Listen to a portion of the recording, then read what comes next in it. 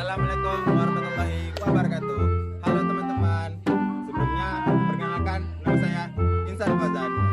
Nah, di sini saya dan teman-teman saya akan mempresentasikan materi tentang konflik Afrika Tengah.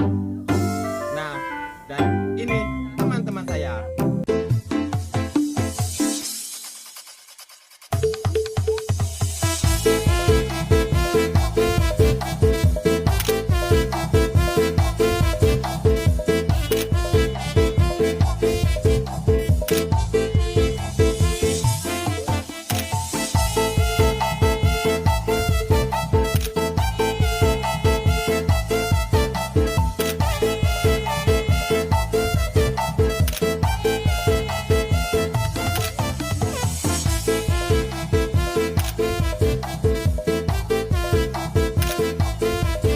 Nah, kali ini saya akan membahas tentang materi konflik di Afrika Tengah.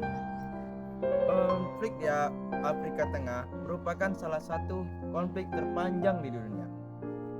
Dengan akar permasalahan yang kompleks, konflik ini memiliki latar belakang politik, sosial, ekonomi, serta perbedaan etnis dan agama.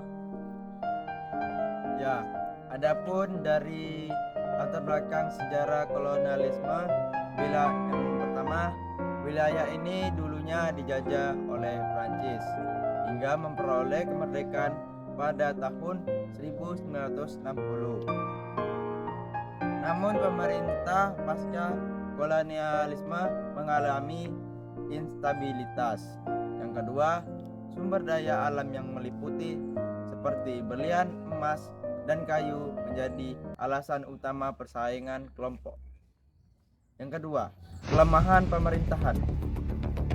Pemerintahan sering didominasi oleh elit yang kurang kompeten dan tidak mampu mengelola kekayaan negara dengan adil. Yang kedua, adapun tindakan korupsi dan lemahnya institusi negara memperparah konflik. Yang ketiga, ketegangan agama dan etnis, yaitu mayoritas penduduk beragama Kristen sementara komunitas Muslim menjadi minoritas, tetapi dominan di wilayah utara. Yang kedua, ketegangan meningkat sejak kelompok pemberontak Seleka merebut kekuasaan pada 2013, yang kemudian memicu respon dan kelompok misi anti Balaka. Adapun kronologis konflik dari Afrika Tengah, yang pertama, 2013, perebutan kekuasaan oleh Seleka, yaitu kelompok pemberontak Seleka menggulingkan Presiden Prancis Bozizi yang menyebabkan kekacauan politik dan kekerasan.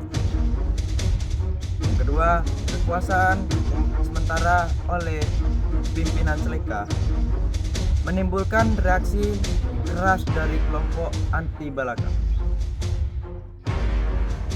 2014, meningkatnya kekerasan antar komunitas, yaitu bentrok antara Seleka dan anti Balaka meluas menjadi kekerasan sekretarian yang menargetkan komunitas Muslim dan Kristen. PBB mengirimkan misi perdamaian untuk merdeka konflik. 2019, perjanjian Khartoum, pemerintah KAR dan 14 kelompok lainnya menandatangani perjanjian damai, tetapi implementasinya masih terbatas. 2020 sampai 2021, pemilu dan ketegangan baru. Pemilu 2020 menyebabkan ketegangan baru. Kelompok bersenjata menguasai beberapa wilayah strategis di tengah pemilu. Dan di sini saya akan melanjutkan pembahasan dari Pandi, yaitu dampak konfliknya. Yang pertama, krisis kemanusiaan. A.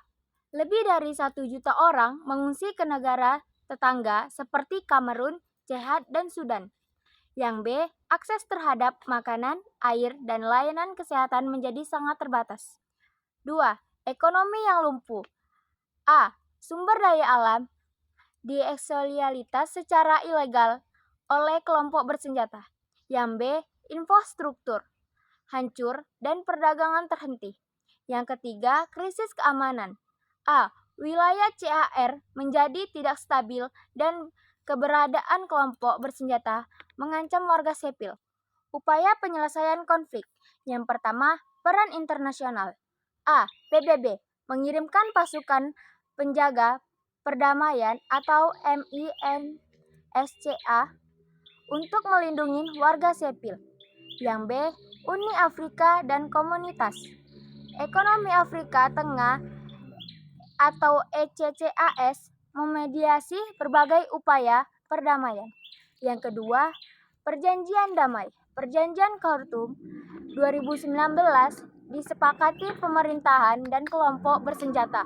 Namun, pelanggaran terus terjadi. Yang ketiga, pembangunan jangka panjang. Yang pertama, A. Fokus pada membangun kembali institusi negara dan memperbaiki layanan dasar. Yang B. Meningkatkan keadilan sosial, ekonomi, dan realisasi antar komunitas. Kesimpulannya, konflik di Afrika Tengah mencerminkan dampak buruk dari lemahnya pemerintahan, ketimpangan sosial, dan persaingan atas sumber daya. Penyelesaian konflik membutuhkan pendekatan multidimensi yang mencakup kelemahan, bantuan kemanusiaan, dan pembangunan jangka panjang.